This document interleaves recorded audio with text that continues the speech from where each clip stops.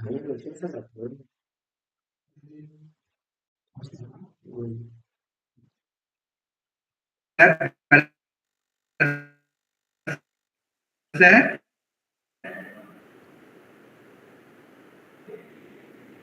Yeah.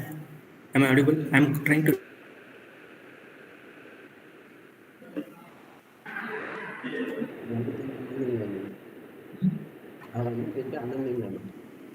Dilip Garu, can you call me once? I'm trying to reach out to you. Can you hear me? Good afternoon, sir. Good afternoon, Andy.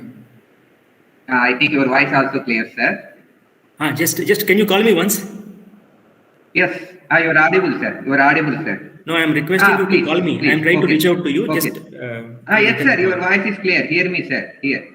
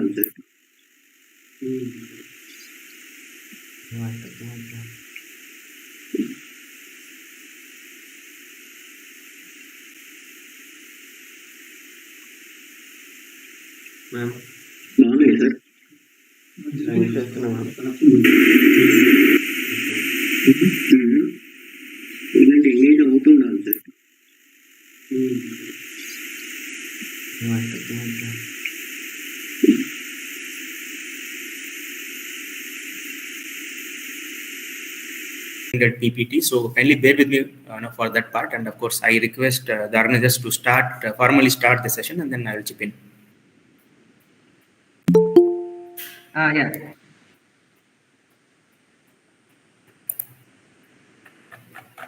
Good afternoon, wonderful participants. Welcome back to day 5.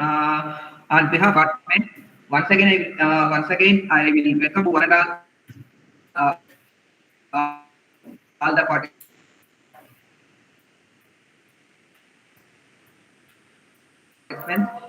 Mr. Preeti Reddy, madam, please introduce today's resource person, madam. Preeti Reddy, madam. Yes, sir. Hello, madam. Preeti Reddy, madam. Sir, tell me. Sir. Madam, please introduce today's resource person, sir? madam. Please. Okay. Yes, madam. You are audible, madam. Good afternoon, one and all. Good afternoon, one and all. I would like to introduce our resource person, Professor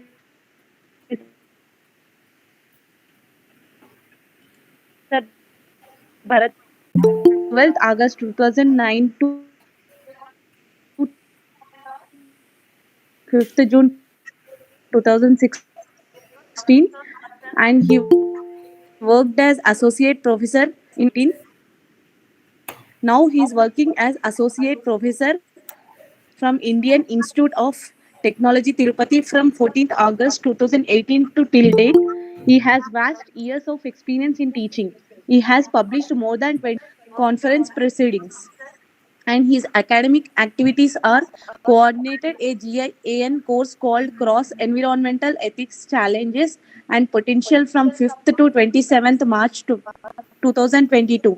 Professor Monica Kirloskar Steinbach PPT. of So kindly EU bear with me University, for that part. And of Amsterdam course, I was the request the foreign organizers to start expert for the formally course. start the session, and then I will chip in. Coordinated a GIAN course called the Advaita Vedanta Tradition and the Yes. Possibilities for a Hindu Theology of Liberation from 25th to 29th April 2022. Good afternoon, Professor wonderful Anand participants. and Welcome Rambachan back to of day 5. Saint Olaf College, On Minos, behalf of our participants, USA once was again, the lead faculty in I conducting will the welcome course. one and all, Now I uh, welcome uh, Professor Bharat all Kumar the sir participants. to hand over this session. Thank you, sir. Thank you, Dr. Preeti. I Mr. apologize. We K. are delayed by 10 minutes, mostly because of my own, probably some glitch from my end. So, of course, we'll try to compensate.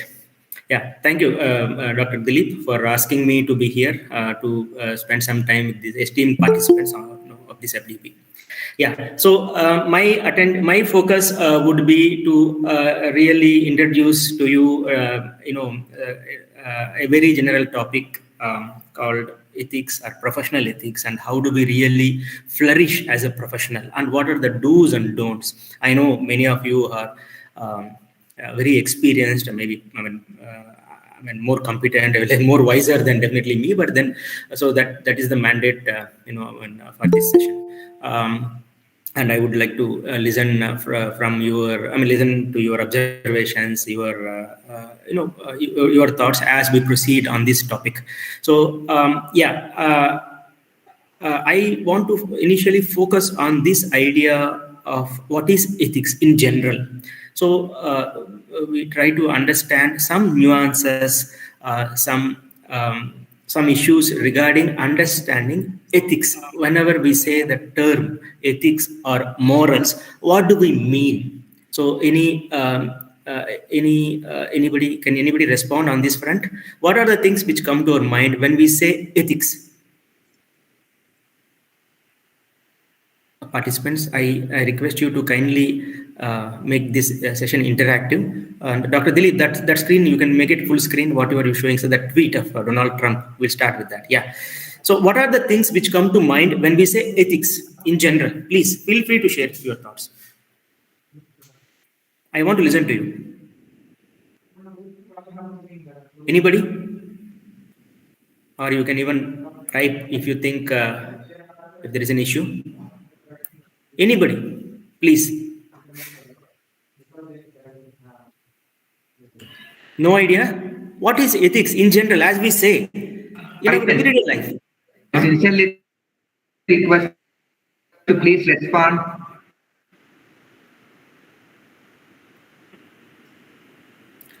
Genuineness in work. Then what else? What else? Suppose we say somebody is a good person or something is good. Say, I am using the word ethics and morals as synonyms. Behavior as per code of conduct. Code of conduct. Behavior. These are two key words. Anything else, please? I mean, why is that we have to spend time, in a FDP to understand professional ethics? I mean, that's the whole point. Why, I mean, are these not, I mean, is it not the case? These things are obvious. They're crystal clear to us, like black and white, these ethical issues. Why is that we have to spend, time and understanding, or to evaluate, to get a grip on some of these issues. So in this regard, I just want to introduce Dr. Dilip.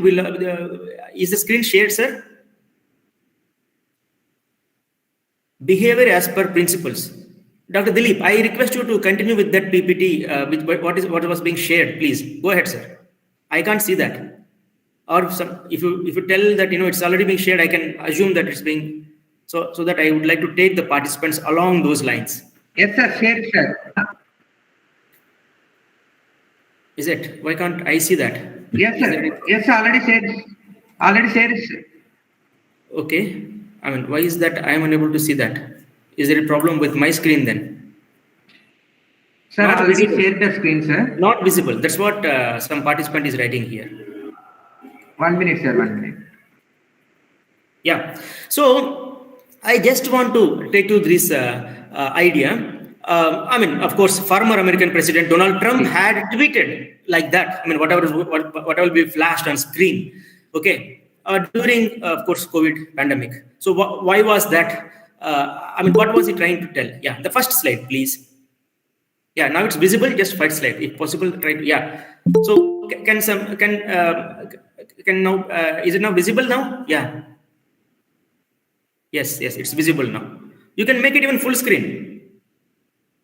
Yes, I mean the entire PPT. Yeah, we cannot let the cure be worse than the problem itself. At the end of the 15-day period, we'll make a decision as which way we want to go. I think he's actually talking about this lockdown is going to be more harmful than coronavirus itself. I mean, the lockdown should not be really imposed on people, because it is not just it has it will impact economy also.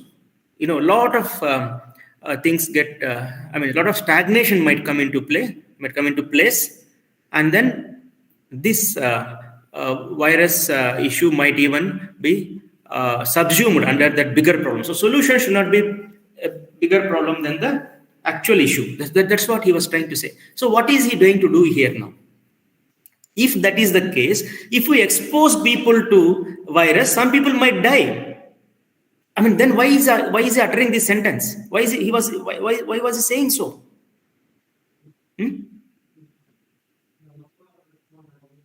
Similarly, typically, when a country wages a war against another country, we also lose some soldiers in the process. Or we also kill people on the other side of the border. I mean, our enemies, or what we call them as enemies. So killing human beings is justified in a war. But of course, not in our everyday life. It is seen as a criminal act. But whereas in a war situation, it is an act of valor. It is appreciated. You are given gallantry awards. So I'm trying to bring to your notice that this event also seemed to have some ethical justification. Yes or no? Any thoughts here? I mean, why is that we are ready to sacrifice some of our men and women in the name of war? Because there is a belief that war will bring back, it will contribute to greater good of the country, even if there is some harm done to our own people. That means we are looking at greater good, even if we lose something in the process. Similarly, Donald Trump's tweet seemed to be hinting that without lockdown, we might lose some people. But then, that is fine. Let the economy keep going. Let market be on. So that it brings us more good, or rather, it benefits our country at large than even, forbearing or undergoing the loss of few lives. That is fine. That seems to be the logic. My humble effort is to introduce to you this domain called ethics and a particular theory which is operating here. Okay. Likewise, we look at next slide, please. We look at next example. Next, yeah, I'm sure.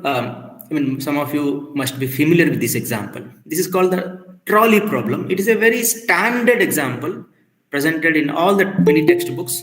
So, say you are in charge, or rather, you are having the control of a lever, and you are the supervisor for that site. Suddenly, you saw a trolley losing its control, and it's rushing towards these lanes. Now, on a particular lane, there are 5 people working or lying down or sleeping, let us assume. And of course, on another lane, there is only one person. You have the opportunity to do something, and you are the decision maker now. Your action might decide who will die or who will be injured, etc., etc. So, what would you do as an ethical person, as a person with who has this moral responsibility now? Any responses here, please? Anybody? Are you getting me, please? Any questions or any objections? So, what would you do in this case where there are 5 people on a track and there is one person on another track, and you are having that lever to change the direction of this trolley which is rushing towards these people? What would be your action here? And what would make which action will make your action an ethical act? Any response here? Yeah, I want to listen from you, esteemed participants. I request you to kindly respond so that we proceed. I have an ambitious plan actually.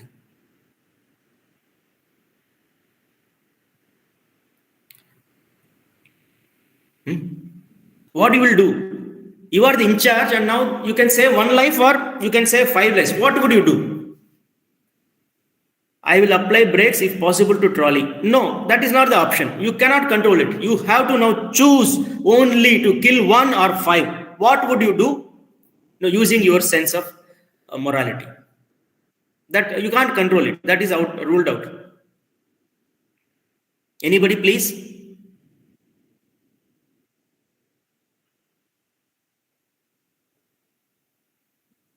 Nobody? At least type here, yeah, so that we know that you are there. Please. Anybody? Should I call out names? No idea. No, you should have an idea, sir. What I'm saying is that, what you would do, which will make you, you will not lose sleep after doing this. You want to kill 1 or 5? That's what I'm asking. You are in charge for this place now. You are in control of that. Kill 1. Yeah. That seems to be a decent answer. What if that 1 is related to us, is our friend, is a co-worker, is our relative, is our blood relation, or he is a VIP, is a Nobel laureate, suppose? Will you think in the same manner or something else? See, can I shift the single person to other side? No, these are all ruled out.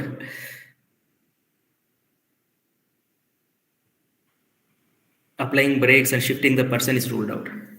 See, my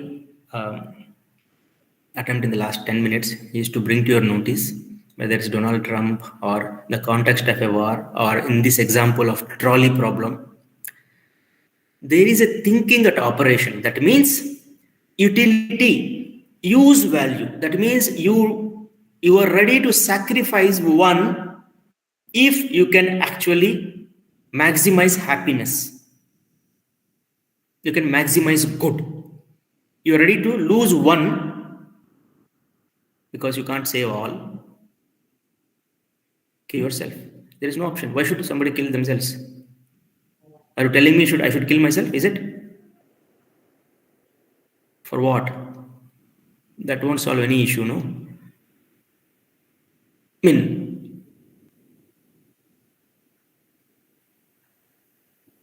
Okay. Point here is, you have to, there is a situation given to you. It's not about killing. You can only manipulate or operate that lever, whether you leave it to the track onto where more people are there, or to 1. So that is the point. That is the situation. So there is no option of not having non-injury or something like that. Okay. So in this regard, we are ready to lose one life to save more. That seems to be a general answer. Similarly, in war situation, we are ready to sacrifice some soldiers because in the process we save our territory, we save our people. It is bringing us larger good. It is doing us larger good. So that means there is a theory, there is a thinking that is operating here, that is utilitarianism. That means greater good to greater number of people, and then do more good than less harm. That seems to be thinking. This is one way of understanding ethics. Utilitarianism is a theory which tells us that given a tight situation like this, you can sacrifice few or one to save more. That means you are maximizing good. I mean, today we are going through a recession.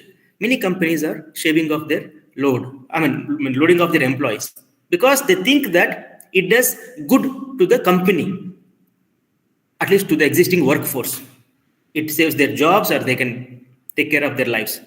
I mean, that is again utilitarian thinking. That means since you can't save all the jobs, at least you try to take care of whatever is the to maximum number of people, maximum good to maximum number of people. That is a thinking at operation there again. So utility, that means greater good, less harm. That's one way of understanding ethics. So basically, we are talking about ethics which really deals with the issues of right and wrong, good and bad, because these issues are not obvious. Many a times we can't decide these issues on face value.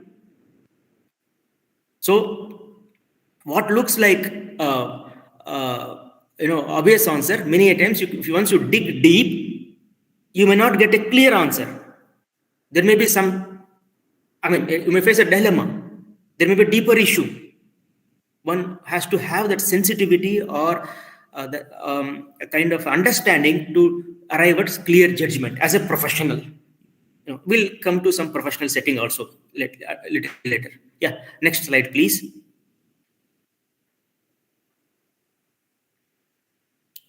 Somebody has to change slides, and that's a request quickly so that we don't lose time.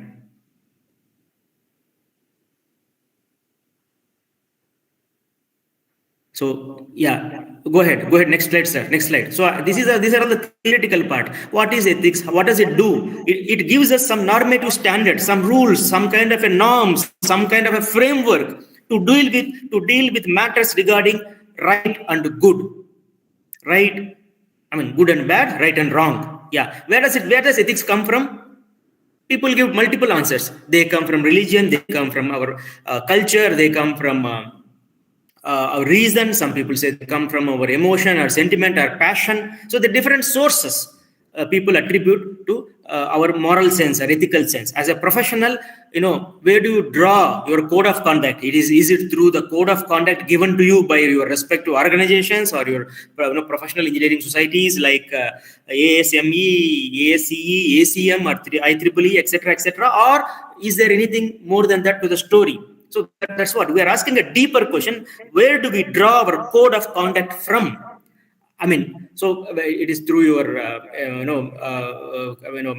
values which are followed in your family, in your community, in your religion, in your country, or is it through the formal organizations like all these some of these organizations I was listing out.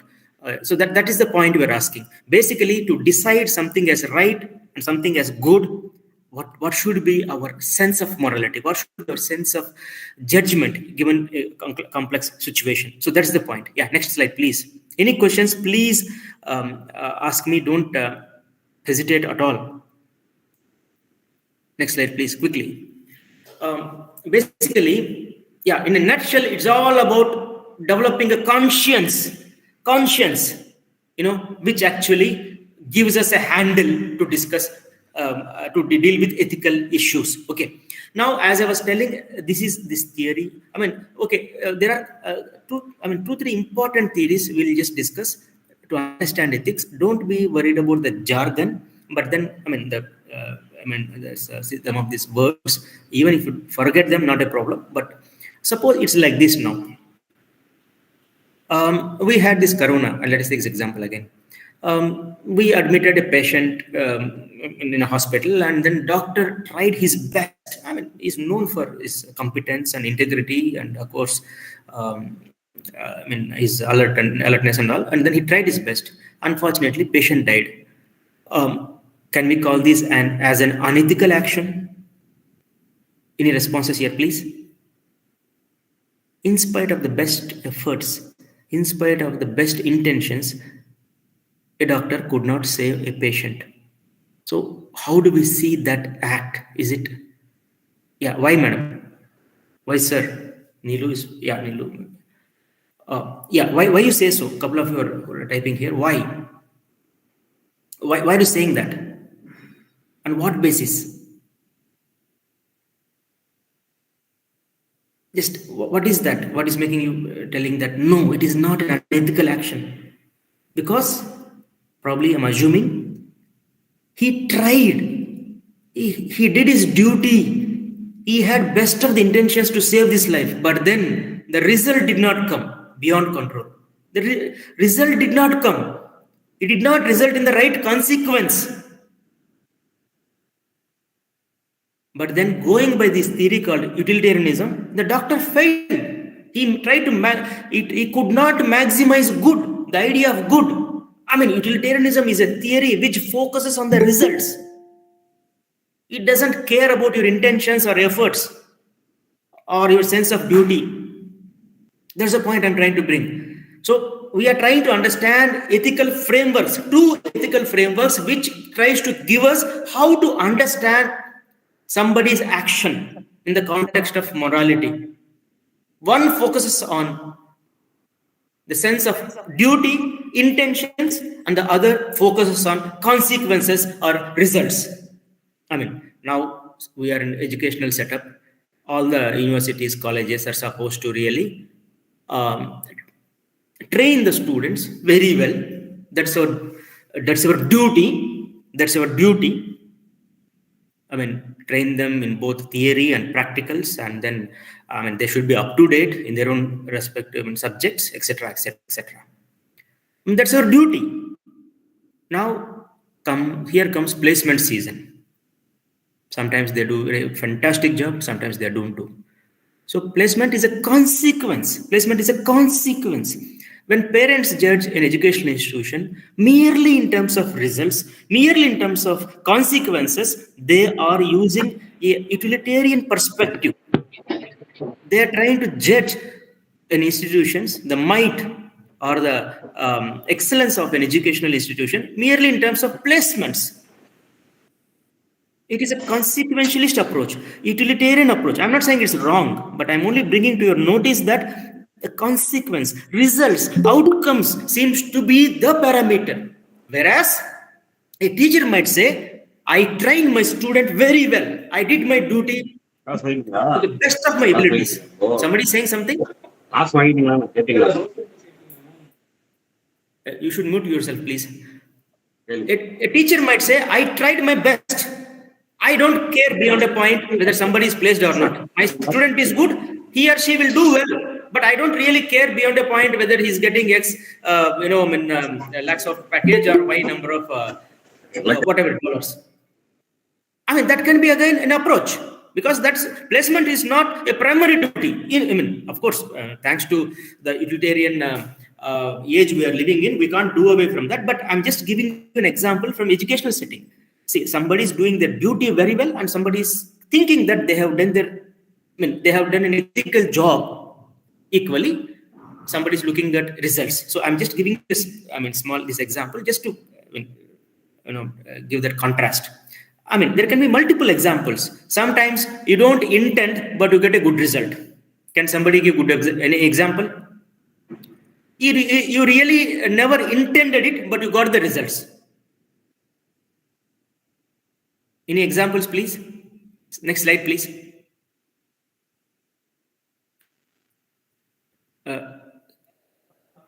Slide may be changed. Of course, this is what I was using. This MNCs, what they typically do. Next slide. Yeah, next slide. Next slide. Go. Yeah. Next slide. Next slide. Yes. Of course, utilitarianism seems to be talking about benefit and good, then harm. Yeah. So these are all okay. All that ends well. All is well that ends well. That means you have to maximize maximum goodness. Happiness for maximum number of people. So I'm saying it is not that to get results you have to have best of the intentions. Or you may not follow the right means, right ways. Now it's all like, suppose becoming rich is the target. You can become rich through multiple ways. Whereas a thinker or a person who believes in the sense of duty or might say right means to the right end, a Gandhian. Next slide, please. Keep going. I will stop you. Proceed. So, deontology is a theory which is again here contrasted with this theory called utilitarianism. Deontology believes in the sense of duty or doing the thing with best of the intentions, and it also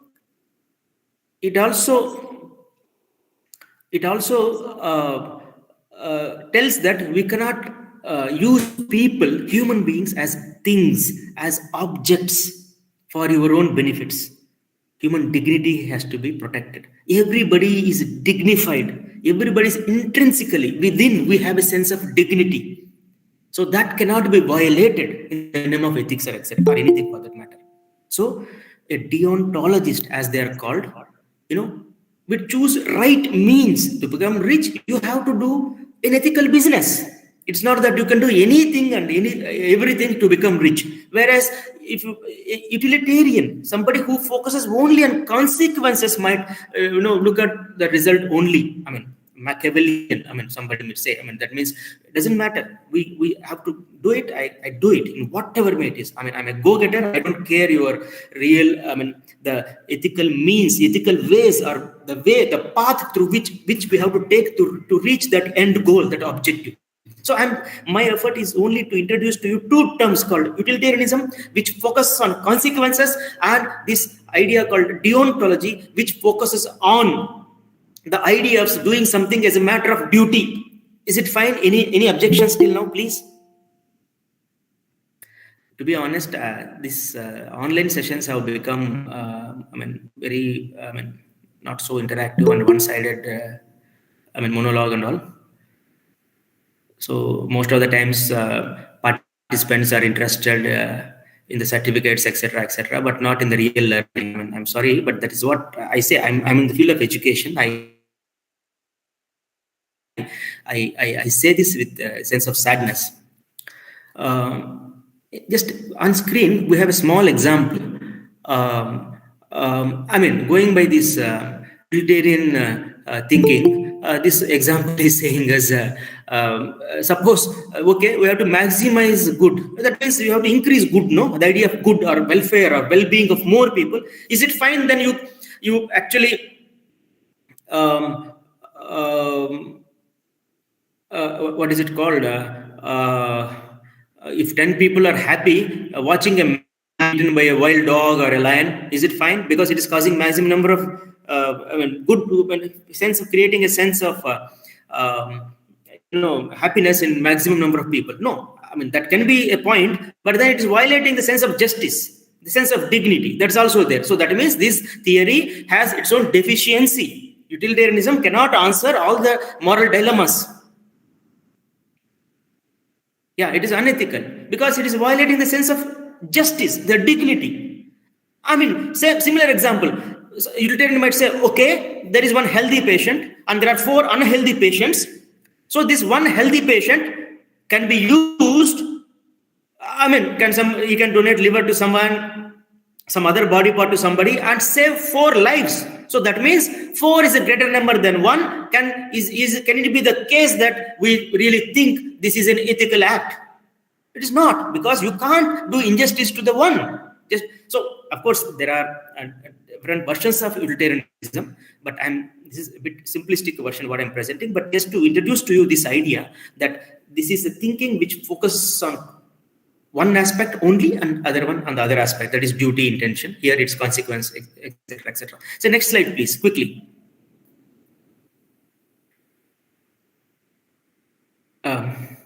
Yeah. So this is the theory which tells us do this, don't do this, which talks about sense of rules, reason, doing something as a man, duty, as I was telling. Yes, sir. Keep sliding. I have summarized it, so you keep changing the slide, sir.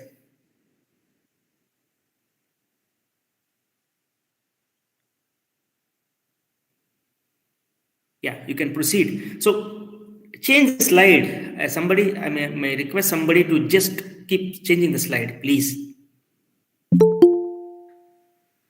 Okay, yeah. Just see here, doing a duty means even if somebody is your bitter enemy, you are passing by, you have seen this person who is a bitter enemy on the road lying in a pool of blood. It's your duty to think what you would expect others to do to you if you are in the same situation.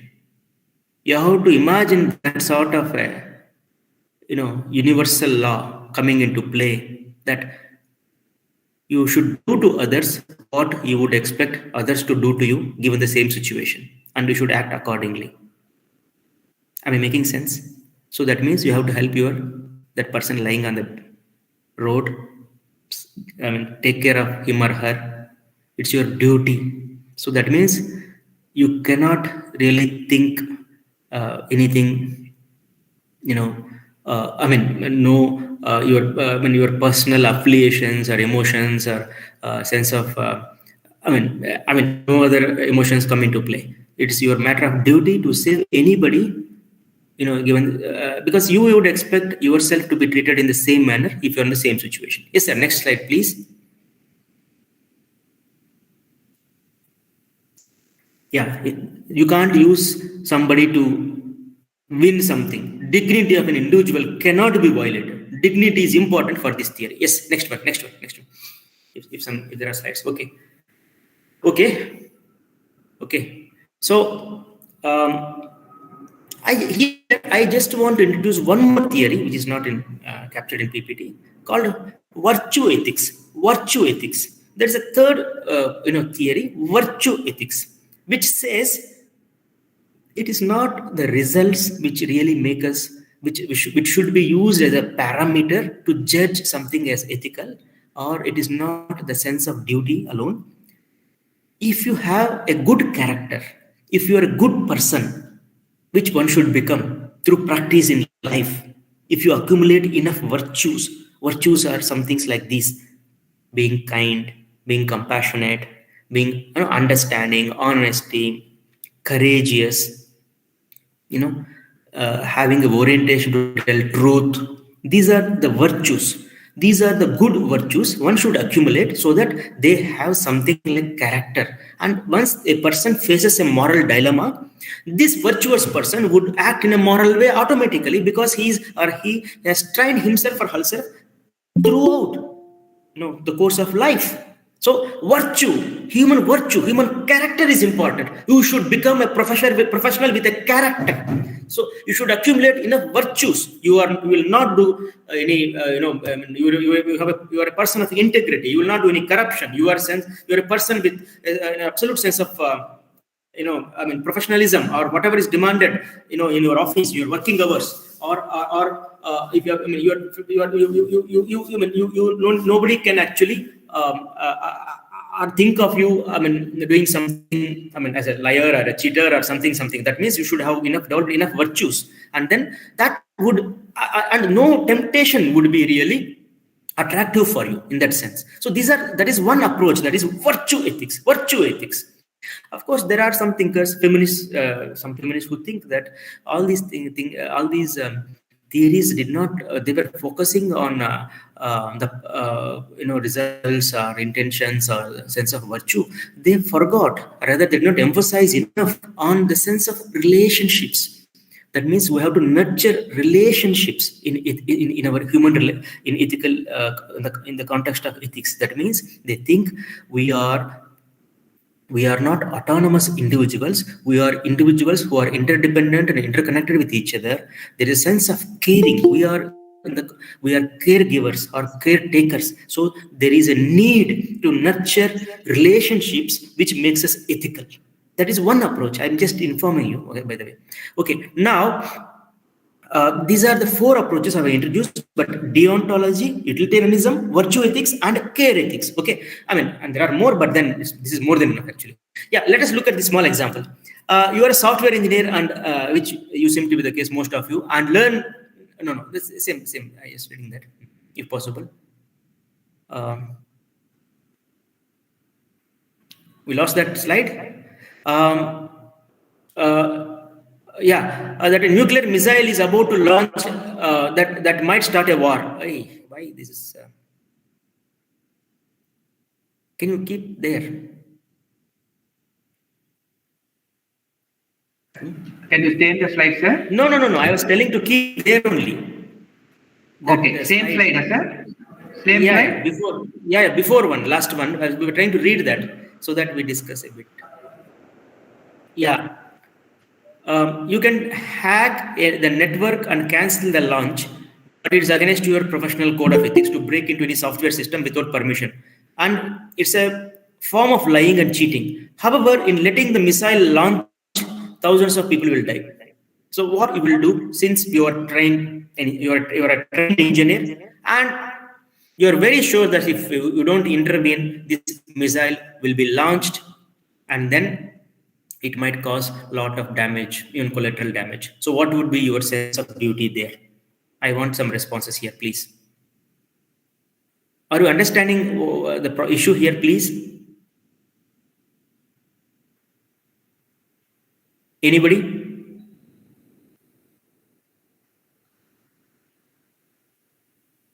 Are you getting what's happening here? To cancel the launch. So that means you are ready to violate your own code of conduct. That means you're ready to hack the system. You would be involved in ethical hacking, as it is called.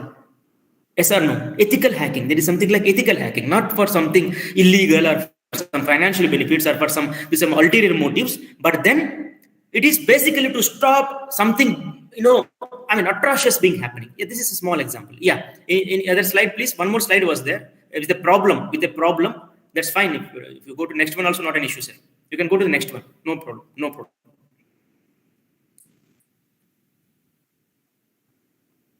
Okay. Now, just here. Sir, completed, sir. Yeah. Good enough. Sir. No problem. Go to the next one. Go to the next one. Sir. Okay. You see here we're seeing some pictures. Only 3 slides is there. Next. Yeah. Keep here. Now, in the context of you can go to the next slide, and then you see this is a okay. Just keep. Yeah, this one is from, of course, on the left side we see pictures from Holocaust, that is in Germany, when Mr. Adolf Hitler was going against Jews. He was actually packaging beings into the small cabins or into goods trains or keeping them in gas chambers or something. He was undermining their rights and dignity, and then not giving them enough water, food, or in fact they were suffocating with less supply of air. And they used to, of course, they were treated as subhumans, a little like animals.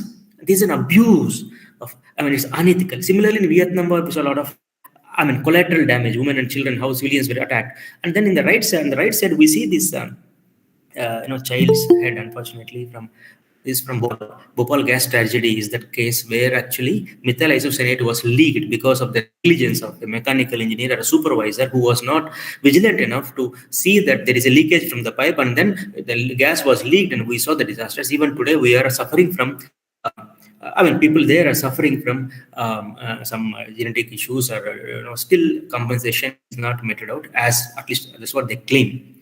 Also, as we'll see in the next slide or before one, there is an interesting case. Go to the next slide. I'll show that the Challenger space shuttle. Okay, in US, when US and USSR were competing for dominance in space, they actually USA was in a hurry to launch a spaceship. Okay, we'll come, maybe that's fine. We come to the spaceship example a little bit later, because I see the image of Ford car here. Again, similarly in USA only, Ford company actually manufactured one version of cars where the unit was kept, the engine was kept in the rear. And thanks to the faulty design, whenever cars were meeting some accidents, they were it was causing loss of lives. That means Ford realized that their cars are causing humans to lose lives. The owners of the cars are losing lives, are getting grievously injured because of the faulty design. But what they thought was not to recall the units which were running on the road. What they thought was better to actually pay them compensation, because paying them compensation money seems to be a cheaper option than calling back all the cars which are really running on the road. So that means it was an unethical act by Ford company. It's a classical example again where unethical practices were when followed, unabashedly, and then of course eventually it was discovered. So the last slide or something that we see this space shuttle example. I mean, the first one of the slides, there is one space shuttle example which I was mentioning a bit before, that in the context of this competition, yes, this one, USA. There were a team of engineers who were working, and of course, there were a team of government managers who were trying to coordinate the overall effort. So, in this regard, to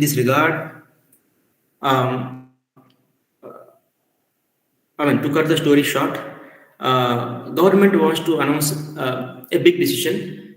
Because of course, any government for that matter, is always in the business of claiming that they have done something, achieved something, or at least trying to announce to the people of their own nation and to the world at large that they are, they're doers. They have good news to tell, etc., etc., etc. So, in this regard, before the clearance was given by the engineering team, that means the engineers still had some skepticism about some finer aspects of rings, some particular rings they were used as a component in this shuttle, and managers, as they are called, government managers, were forcing them to quickly meet the deadline, and then they had to give in because government is asking them to finish up the project, and without fully clearing the technical aspects, and then a disaster struck. Within seconds, the space shuttle came down, and then incurring loss of human life. So, and it was a disaster. So, of course, an inquiry was launched. In fact, Feynman was one of the great, there's a great, thinker or a scientist, you may say. He was also part of this inquiry committee who produced a document. Of course, a film is also eventually made. So, in this regard, of course, this phrase "thinking like an engineer" was, this phrase. This was a book written about, discussing about this space shuttle called Challenger. In fact, I have that extract, which is there, I think, but because of the shortage of time, we will not read. The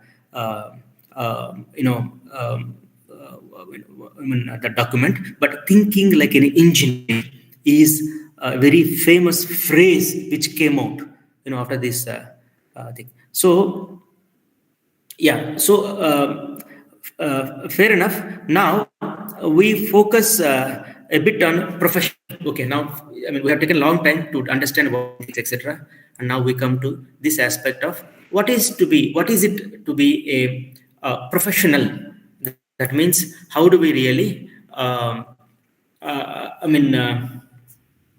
understand a professional, and what are the characteristics of a professional? So, as you can see on the screen, of course, engineering is a profession. But how do we define the sense of professionalism? That only means somebody should have been extensively trained. Somebody should have gained extensive knowledge and skills in theory and in practice. As all of you have gone through in this while you're getting educated. So basically, we should have earned a degree with extensive training, with specialization, etc., and with the knowledge, with the theoretical knowledge as well as the skills. Okay. Similarly, we are aware of our responsibilities to take care of the public safety and health. Basically, you are a guardian of your profession. Equally, you are also. I'm summarizing, Dr. Dilip. You can even, kind of, slide the. You can make this changes in the slides, no problem. But I'm summarizing because I'll quickly come to some aspects later. Basically. As an engineer, your responsibility is to take care of public safety, public welfare, and health. And then equally, we have to safeguard the society from inefficiency, poverty, and other harmful effects. And then you're supposed to be a servant to the society and at large. And of course, you are an enabler and how to manage. Not only your profession, but you have to promote the overall good of the nation and society. Okay. So in this regard, there are some code of conduct, as somebody that means these are some statements from the profession to the public as to what they can expect from this particular member called an engineer in this regard, with regard to promoting public trust. You will not break public trust. That means you would keep it as something pivotal in your, work culture. Basically, code of ethics or code of conduct gives us a framework, some kind of a, norm, some kind of a, guidance to serve our profession in particular, but society in large, definitely. So, codes actually make us, it gives us high standards of practice. They give us how to really conduct ourselves with highest standards possible, how to behave, how to create benchmarks in profession, what is the expected level of maturity, about our rights, about our obligations, our rights and duties as a professional, as an engineer. As I was mentioning, different societies came out with some do's and don'ts. What are the societies we have typically for engineers in your understanding?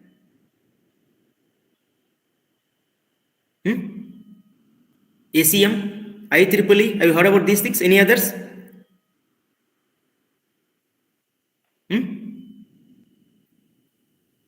See, we are talking about some codes and professional engineering societies, which actually gives us some codes, some do's and don'ts, which asks us to serve and protect the public, providing guidance, providing inspiration, and setting standards, setting benchmarks as expected from a professional in terms of competence, integrity, and responsibility, and how do you contribute to the education, contribute to how you would refrain yourself from any wrongdoing, etc. So in a sense, it's all about responsibility to oneself, to one's own profession, to the employer, to the client, to the community, and of course to the environment. And then how to really keep the idea of confidentiality,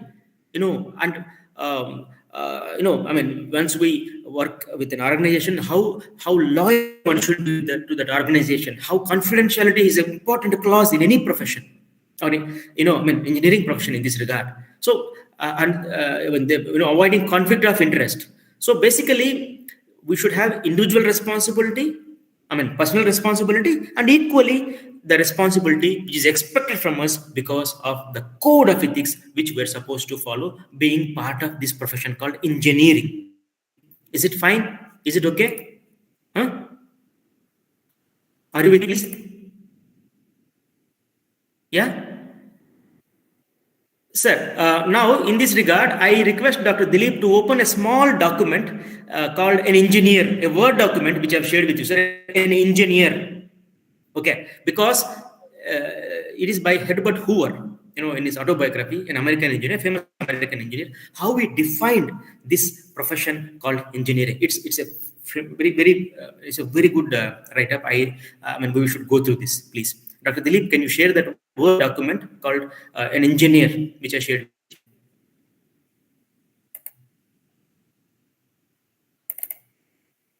Or if you cannot, then I would read from here. I mean, if you are unable to, is that also fine for me? Okay. Now I am just reading out a small, probably a page write up how an engineer is defined in general by this famous American engineer called Herbert Hoover.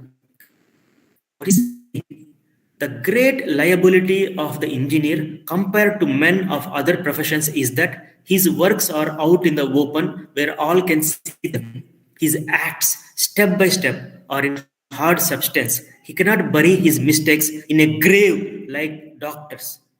He cannot argue them into thin air or blame the judge like the lawyers.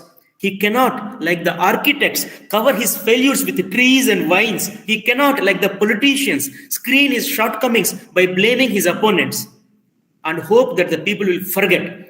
The engineer simply cannot deny that he did it. If his works do not work, he is damned. That is the phantasmagoria that haunts his nights and dogs his days. He comes from the job at the end of the day, resolved to calculate it again. He wakes in the night in cold sweat and puts something on paper that looks silly in the morning. All day he shivers at the thought of the bugs which will inevitably appear to jolt its smooth consummation. On the other hand, unlike the doctor, he is not a life among the weak. Unlike the soldier, destruction is not his purpose. Unlike the lawyer, quarrels are not his daily bread. To the engineer falls the job of clothing the bare bones of science with life, comfort, and hope. No doubt, as years go by, people forget which engineer did it, even if they ever knew. Some politician puts his name on it, or they credit it to some promoter who used other people's money with which to finance it. But the engineer himself looks back at the unending stream of goodness which flows from successes with satisfactions that few professions may know. And the verdict of his fellow professionals is all the applause he must. Herbert Hoover from his memoirs. Are you with me? Are you understanding what he's trying to say about in engineering? Have you got it? Anybody? He's saying it's a noble profession. Ultimately, the recognition by peers, by your own fellow professionals, that seems to be this, kind of parameter, or to be to really, I mean, because you can't cover up your faults. He's comparing the profession with the doctors, with lawyers, with politicians, and how sometimes they can get away from their responsibilities, but engineers who works are judged differently by people, and then we are expected to really fulfill that sort of a noble burden, as you would somebody engineering work stand out. That's what he's talking about. Engineering in general, of course, not any engineering for that matter. So this is what he's saying. So an engineer only will get that sort of a satisfaction, that unique satisfaction from his successes. Very few other professions may know. Others may not even know what a satisfied engineer feels. When about his own work, and then when his other professionals talk about him in high terms. Okay, use the word him all the time. Of course, forget that. Of course, he's talking about engineering as men as engineers, but then of course, I'm sure he includes other genders as well. Yeah. So I just thought I will really read out that passage for your understanding. So any questions till now, please? Any observations? Any comments? Anybody? Are you with me? Is it too boring? Is it too? I would be happy to answer any questions. 。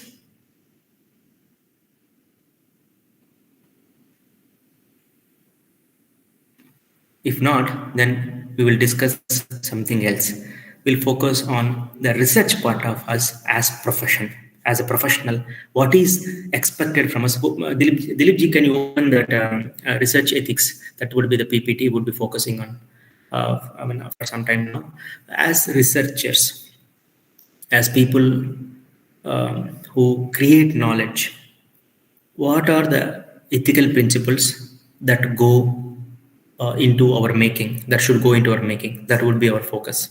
So you may open that slide, that PPT called research ethics in research.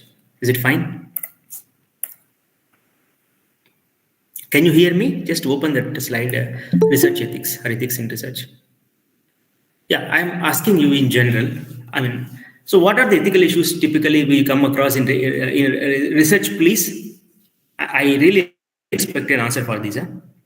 What are the common complaints we have? Issues we have in research. Anybody?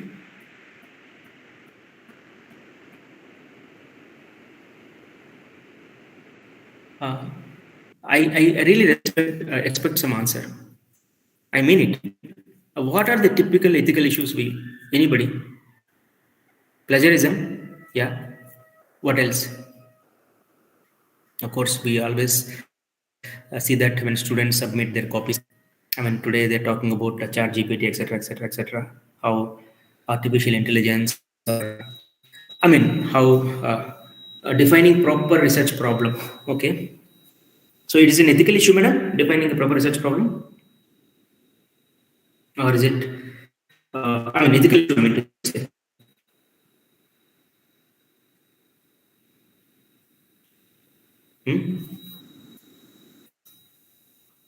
Yeah, plagiarism, of course. Okay, so we focus on, what are, as a professional engineer or a teacher or a researcher, what are the ethical issues which have to be understood or be aware of in terms of when we plan or conduct or publish our research? Plagiarism is one, definitely. And fabrication of data, fabrication and falsification of data. So you may open that PPT, Diliji. If somebody is operating that, they have my PPT. Yeah, they can do that. You fabricate data. You manipulate data, or you falsify the data. You add something else without doing much, or there is a conflict of interest. You are the editor of a journal, and your friend is sending you her paper, and then this point of conflict of interest is in play.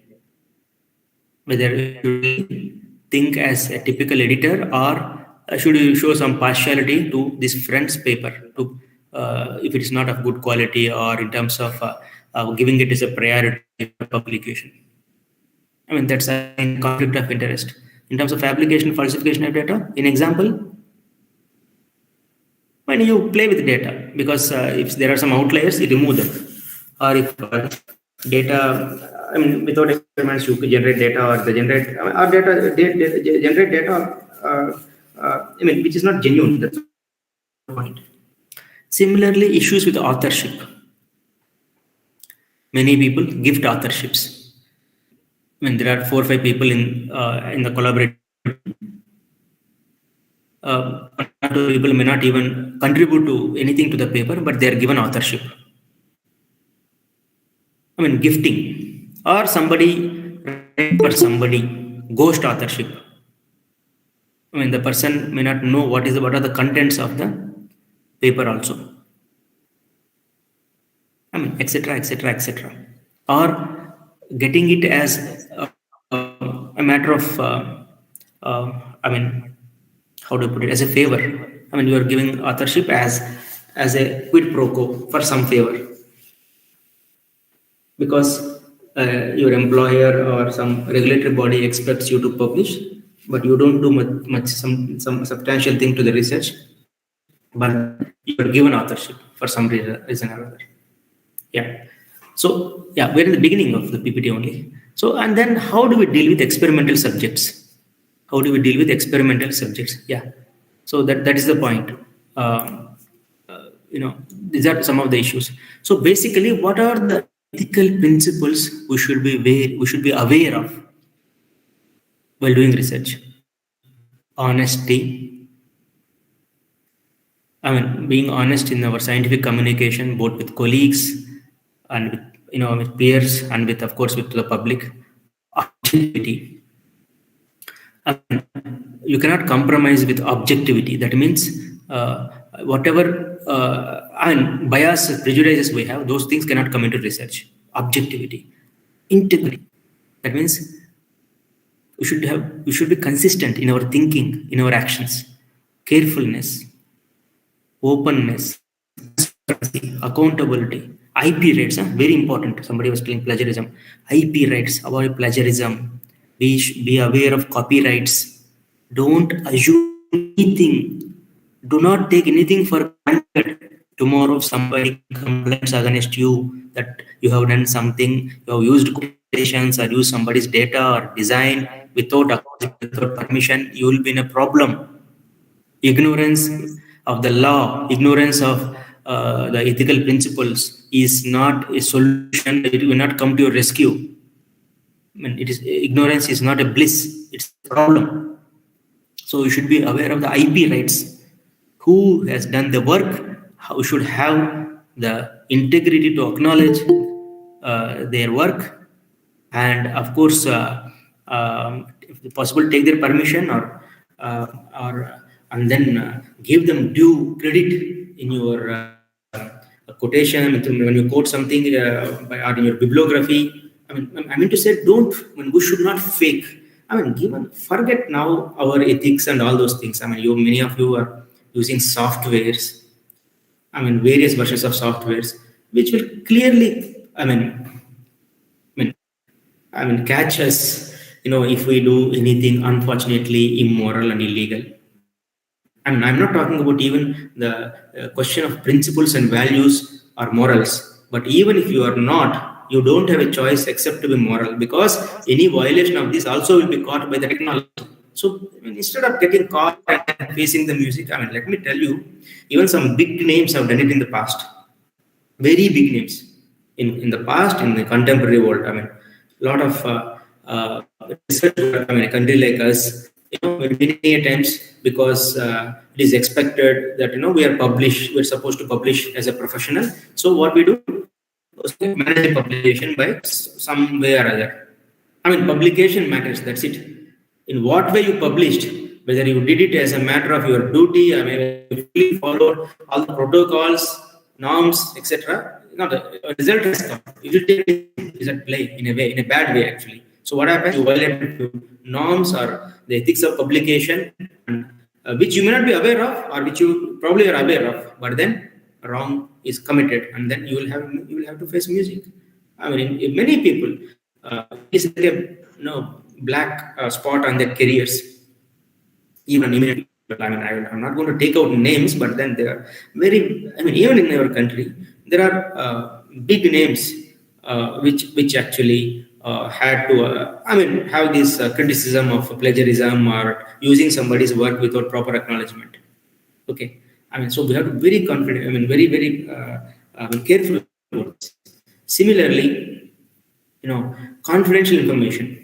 If you use some subject or anything confidential, what has to be kept as confidential, that cannot be violated in research. So in this sense, we have to be responsible researchers. Okay, similarly, respect for colleagues. If your student is working with you, if student has done more work, give him first authorship. We should be moral. What is the point of? I've seen some colleagues, whether he or she contributes or not, always they take first authorship. Equally, respect colleagues or the collaborative members, whatever, is logical for, each contribution, that much of due should be given. So, of course, there should be respect and responsibility, non-discrimination, and, all that. So, and of course, we should complement each other through competencies, because everybody has their own strengths, and as a research team, we should collaborate and then complement each other. Similarly, all the laws and policies or legal aspects should be taken care when you publish. Okay. So as I told you, being not aware or not true to these things is not going to save us. Equally, animal care.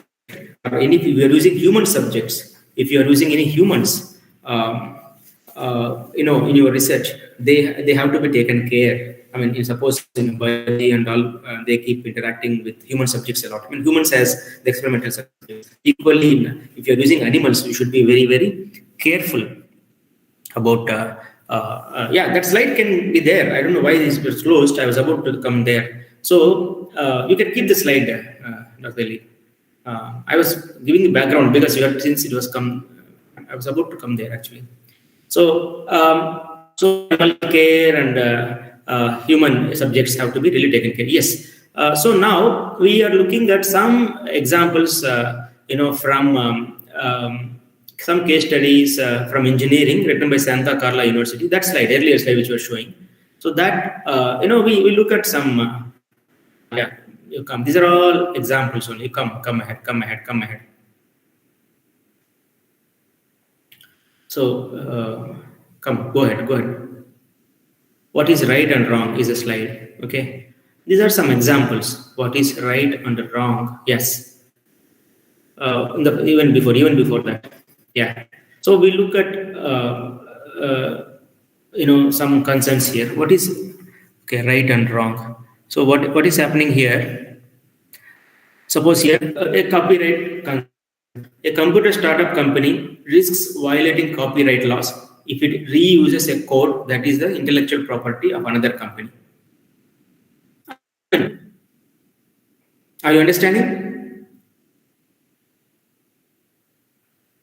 I mean, a computer company is reusing a code that is the right of another company. I mean, it's violating copyright law. I mean, that is just a small example. Similarly, in the case of trimming data, that is the idea. The third one I'm just doing. A medical researcher is asked to trim data before presenting it to the scientific advisory board. That's what it was: falsification of data, manipulation of data, or fabrication of data, it is called. Now somebody is trimming it because they're unable to explain why this particular data has come out this way. But then you trim it so that, I mean, you can tell them a nice narrative. You can present a nice narrative, a nice story can be told. Then next one, if a computer is filled with personal data is stolen, and then the data company must decide how to manage the breach in security. So what are the typical issues since you're talking about data a lot in this FDP?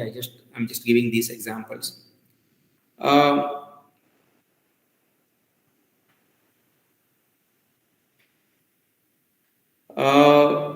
Last one again. Onerous favorites. Employees of a computer hardware company are angered by a manager that result. So that's the next slide, please. So these are these are some examples. Again, this is from this another. The University of Santa Clara, which gave us some examples from engineering ethics. So now again, here is an example from US Public Health Department. It's regarding the study of syphilis in black and white men, and then they had an assumption that syphilis is actually having different effects on black men as compared to white men, but then the human subjects, that means black men were not aware that they are being tested. Though penicillin was available, they were not given that, and then the subjects were not aware. But so scientists were doing some kind of cheating. I mean, they were hiding the information that they are doing experiments, and their assumption that results probably on blacks are different, so they were kept in dark. That's an ethical code. Yeah, come to the next slide, please. Similarly, in Germany, Hitler's regime in a place called Nuremberg, using prisoners, because prisoners don't have any rights. No, that's the assumption. No, so that means German physicians conducted medical experiments on thousands of concentration camp prisoners without their consent. Many prisoners died or permanently handicapped in this because of the experiment. So, because of this violation of the idea of consent is not there. That means voluntariness, willingness. I'm sure all of you are aware, when you go for a medical test or checkup, you are giving consent, no, as a patient, or somebody is signing a form on your behalf, though the letters are written in smallest possible way, which you can't see or sometimes you don't understand in that hurry, because these are all written and drafted in legal language. But then a sort of a formal consent, explicit consent is taken from you, so that we are aware of the risks associated with this sort of a test you are going through, or the experiment or the surgery which would be conducted on you. In this regard, nothing was there in place. No code of conduct was there. So now, as a result of this violation of this German physicians and Nazi prisoners, and now eventually a code was generated. That's called Nuremberg Code. I mean, through bitter lessons of history, episodes of history got us Nuremberg Code. Okay, next slide, please. We are not going to read that, but then this is what there are 10 points which were actually documented, which came out as Nuremberg Code. So these are the points. I mean, how we should follow. What are the do's and don'ts in the context of human subjects? Okay, then they're involved. Equally, next slide. Human rights declaration of UN also 1948. It became a foundational statement, a document for the modern world, where you recognize every human being, whether there is a prisoner also or there is an ordinary person also, is having a sense of dignity, and you cannot take away dignity from any human being in the name of science, promotion of science, etc., etc. So the sense of justice cannot be violated, in the name of science or in the name of experiments also. Any questions here, please? Any issues till now? Yeah, next slide. Any issue? So I'm not reading that. Yeah. Any issues? No. Keep the same PPT. Why it is being? I'm asking any responses till now. Any questions? Any suggestions? Any comments? Are you with me? Are you understanding what I'm trying to bring to your kind of attention? You're not understanding? Chat box, no, they are understanding, sir. No, not understanding. They know very. Okay, no, sir means the questions are not understanding. That's not clear. Yeah. Yes, understanding. We are understanding. Okay. So there is a graph. You come to that.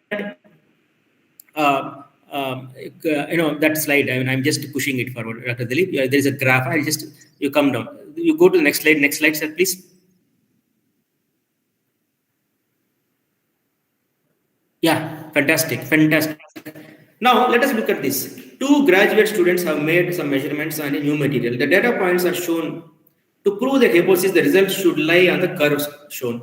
The 2 students considered omitting the 2 data points which were off the theoretical curve. So, is it ethical or unethical? They have removed these 2 dots, 2 data points. Because their hypothesis is saying something else, but results are showing something else.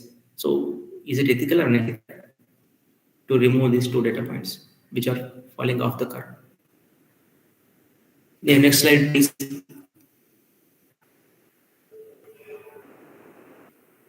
A group of medical students conducted a research on the awareness of diabetic diet. I think I was reading something else. Sir, before slide, sir. A group of medical students conducted a research on the awareness of diabetic diet in medical clinic participants. Their research was recognized as the best undergraduate research, and later they submitted the same research paper to 2 different journals to see which journal publishes it first. I mean, this is a typical problem many researchers do, because to cut down on the time, because many good journals take a lot of time to process it. To say even your paper is rejected, they take a good 1.5 years or 2 years. So because of this problem and because of the hurry for promotions or whatever the legitimate reasons they have, so many researchers, what they try to do, they submit the paper to 2 journals simultaneously. It's also unethical, because the journal is also investing in the reviewing process. They are spending their time, their man hours, their money to get that review, and sometimes it might happen if there are few experts in the field, the same paper sent from different journals might go to the same reviewer, and then it will be a very odd situation. So kindly, we should not be doing that. I mean, that's the whole point. It's also very unethical. And in research ethics, it should be there. Students are required to prepare a research proposal during their undergraduate program. One Mr. Genius has developed the idea for his project and discussed with a friend. Several months later, he found that his idea had been submitted as a research proposal by his friend without his knowledge. And you see, the trust is broken. It happens typically. Ideas are stolen. Data, your insights, your originality is stolen by somebody unethically. You're presenting it as his or her own. 4 friends decide to work together on a research project during the vacation. One of them went abroad during the vacation and did not contribute to the research.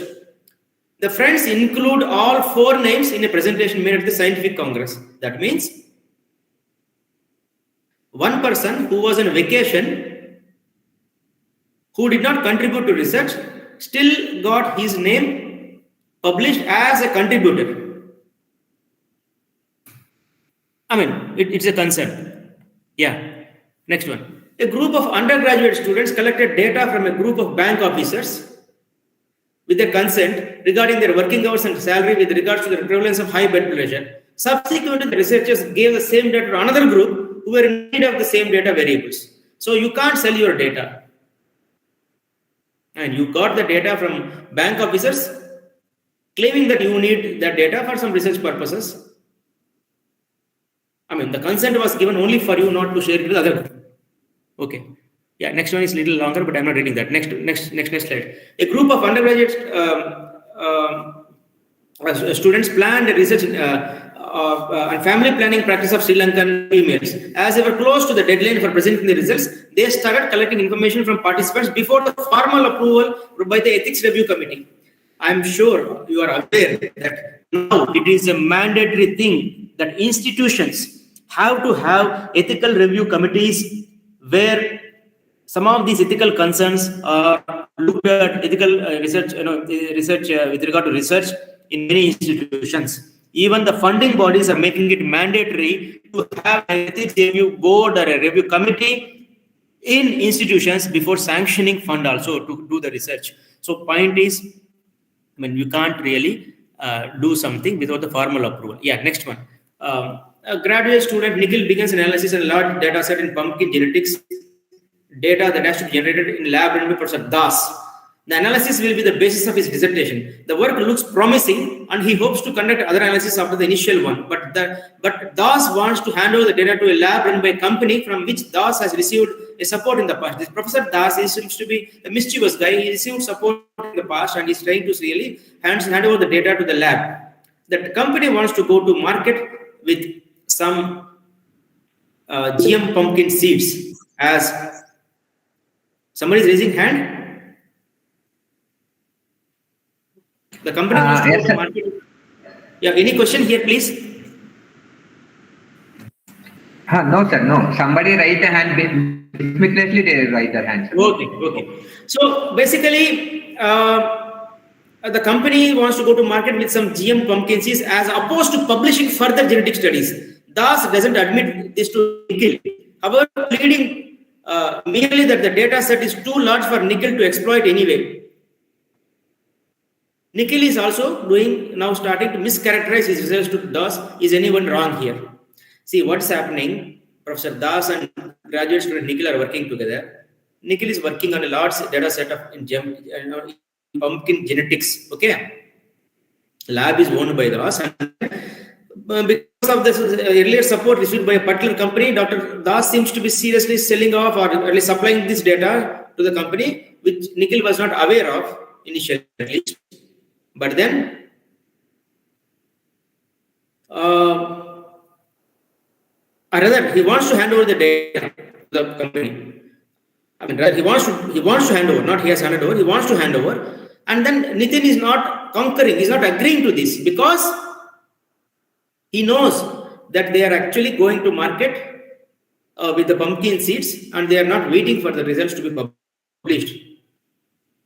So, Nikhil has a dilemma about as a doubt about Dr. Das, his professor's integrity. Now what he is doing, he is also started manipulating the data or results which he was telling Mr. Das.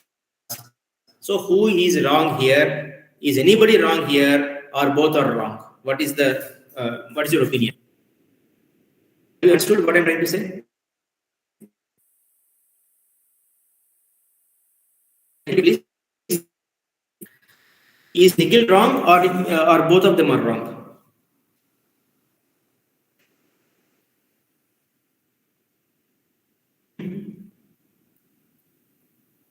Any response, please? Because the professor is not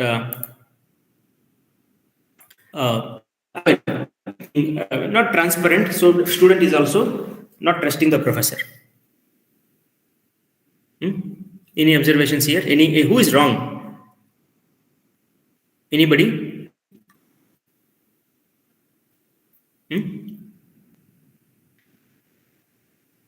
Nobody wants to respond in chat box also. Both are wrong. Fair enough. Yes, fine. Yeah, we can close that PPT and then we'll see. So, any questions till now? Any problems till now?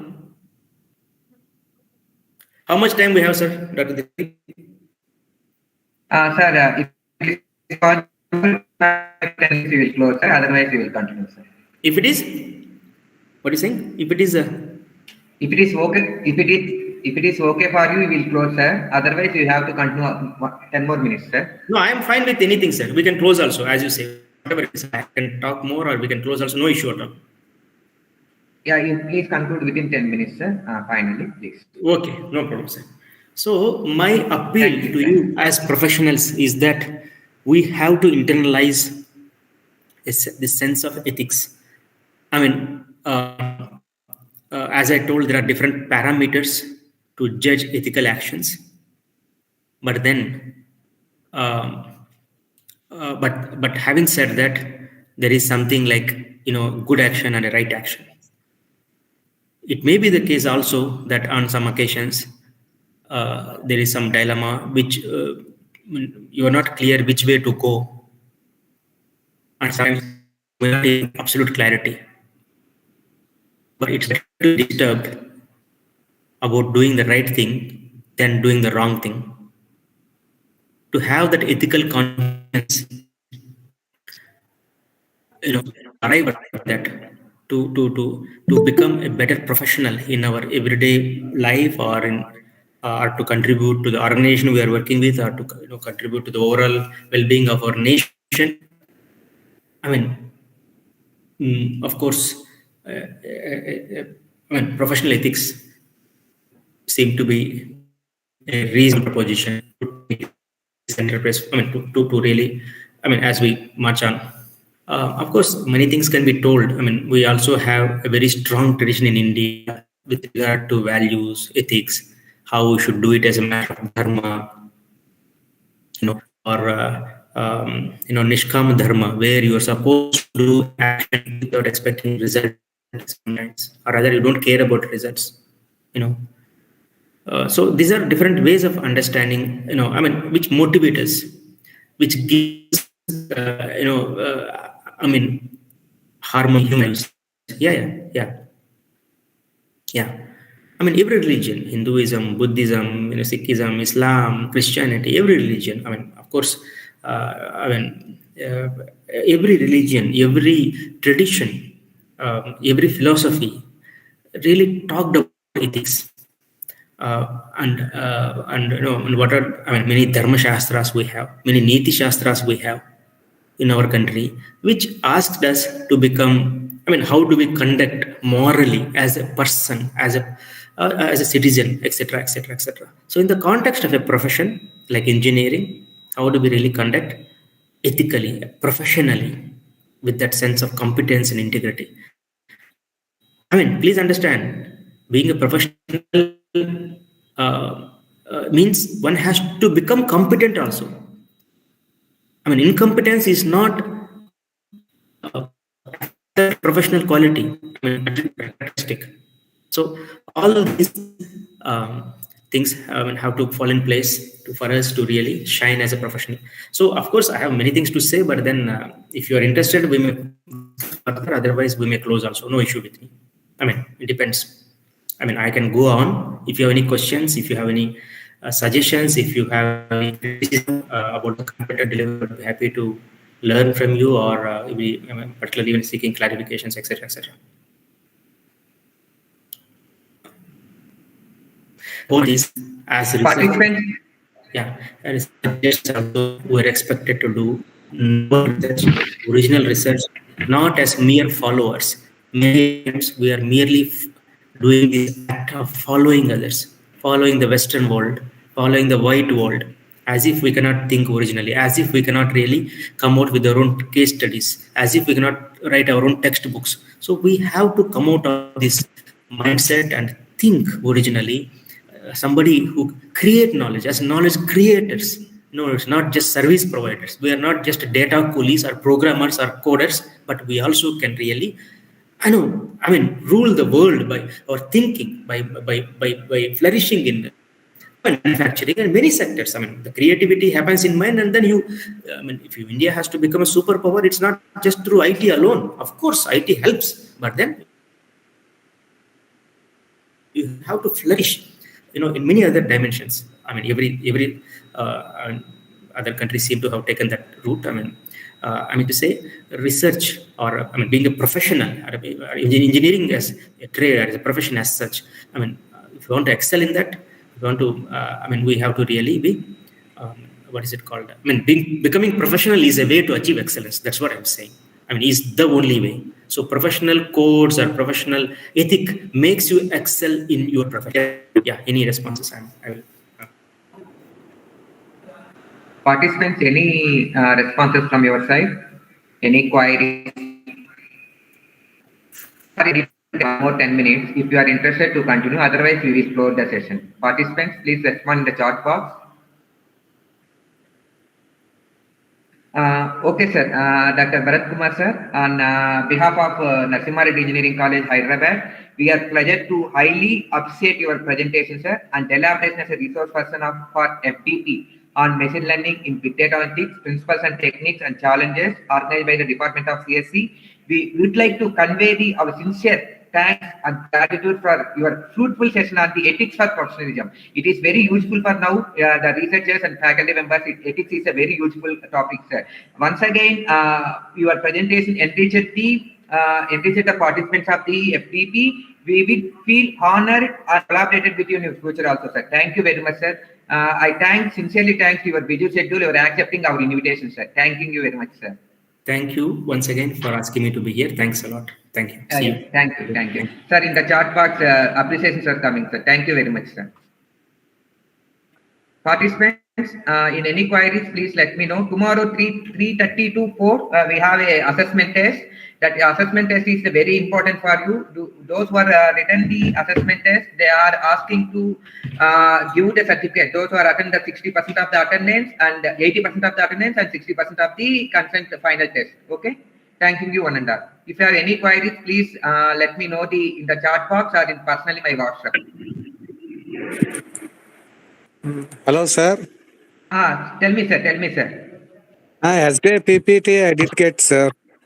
Yes, I asked concerned resource person that they will share PPT. Maybe sent. I will share to yesterday PPT also. And you are saying tomorrow exam, no, sir, after 3:30. Yeah, yes. I will share the PPT. So otherwise, now we can update and can write the exam well now. Yeah, already in the YouTube links, your streaming links is there, sir. YouTube links. Definitely, I will share the PPT. Otherwise, we have to learn in YouTube also, sir. YouTube, okay? Through YouTube, Yeah, through YouTube. Because I am asked yesterday resource person, they said that they will send as earlier as possible. Maybe some of the resource persons are not given to give the PPTs also. If definitely they will give, I will arrange, sir. Today PPTs I will share you. No problem. Exam is it is very easy to use, sir. Okay, thank you, sir. Thank you, sir. Sir, is the program in Google Form? Madam, no, madam. Today is end, madam. Today is end. What, madam? I can't understand what you say. Will the exam be in Google Form, sir? Yes, madam, only Google Form. I will share the Google Form in the WhatsApp group and chat box also. Within 20-30 minutes, the Google Meet link is closed, madam. Okay. Okay, Any other questions? Any other questions? Otherwise, I will stop my sharing. I will close the session. Timing 3:30 to 4. After completion of the session, up to 2 to 3, one session is there.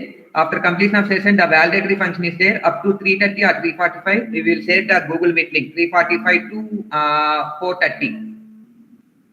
Once the validatory function completed, I will share the Google link for your assessment test. Sir, how many questions, sir? 25 questions. 25 questions only. It is 25 questions. Okay, basis questions from what you learned in the last 5 days. Okay, sir. Related to machine learning, big data, and ethics. And tomorrow session also. Tomorrow is very interesting to you. That is IBM person. They deliver the good lecture on artificial intelligence and demo session. Okay. Okay, sir. Okay, thank you. Thank you. Hello, sir. Any other, sir? The first day I missed because that YouTube also so much No noise. problem. No problem. The first day already I sent the messages in the WhatsApp chat also. There's some problem in the YouTube. Sorry in that one. No And problem. we got only day 2 PPT. Day 1 Okay. PPT, no. So on first day, Sir, what happened? first Don't know day, anything. oh, no problem. The first day they tell the introduction of the machine learning only basics. What is meant by machine learning? What are the types of machine learning? What they covered in the second day also. No problem, sir. That basic questions only. Okay. Okay, thank you.